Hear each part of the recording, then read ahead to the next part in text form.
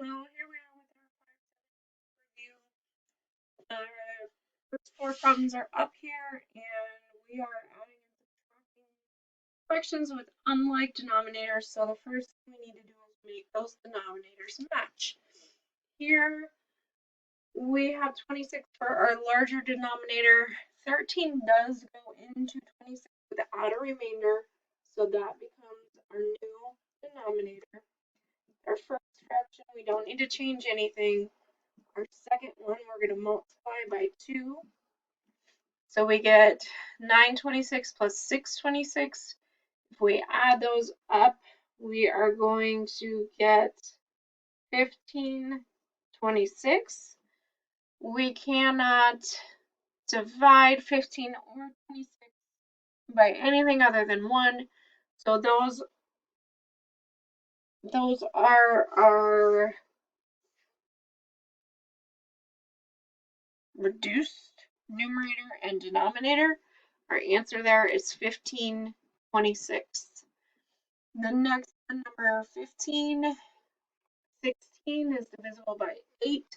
So 16 is our new denominator.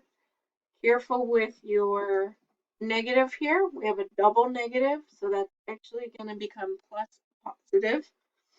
Here we're multiplying by 2. So we have 14 sixteenths plus 3 sixteenths. Our answer here would be 17 sixteenths, which we can make a mixed number, 1 and 1/16. We do that by figuring out how many times 16 goes into 17, which is 1, and then it would have a remainder of 1, and they would still be broken into sixteenths. Number 18. We're looking out so far because 7 also goes into 21 without a remainder. Means we only need to change our first fraction by multiplying times 3. Now I have 15 plus a negative 10. So I have a positive plus a negative, which means I'm going to subtract. 15 minus 10 is 5. It's going to be a positive 5 because my 15 is larger than my 10, and 15 was positive. Still broken into 21st, so I have 5 21st for my final answer. The 21, it doesn't go into 5. So for the first time, we're going to have to change both of our fractions.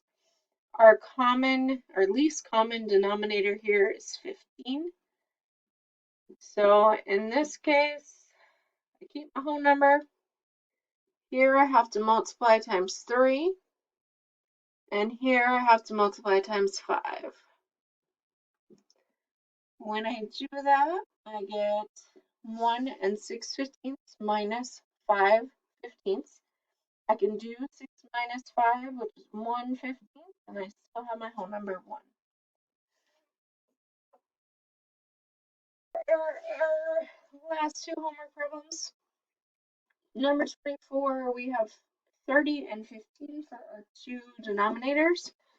15 goes into 30 without a remainder, so 30 is our least common denominator. To get from 15 to 30, we need to multiply times 2. So we have this. We can do 16 minus 14, and we get 2 and 2/30. Don't forget to reduce your fraction here. You can divide both of those by 2. So your final answer should be 2 and 1/15. Number 27, 4 goes into 8 with no remainder. So we can change to 8ths. This is another example of a double negative. So when you have that, that's just going to become a positive. Here we had to multiply times 2, so we multiply that times 2 and get 6. Now I have negative 19 and 3/8 plus 4 and 6/8. So I have different signs, so I'm going to subtract. When we set this up, this is one of these ones that you're going to have to borrow. So if you feel more comfortable, you can go to an improper fraction on these. what I'm going to do is borrow from this 19, my whole number.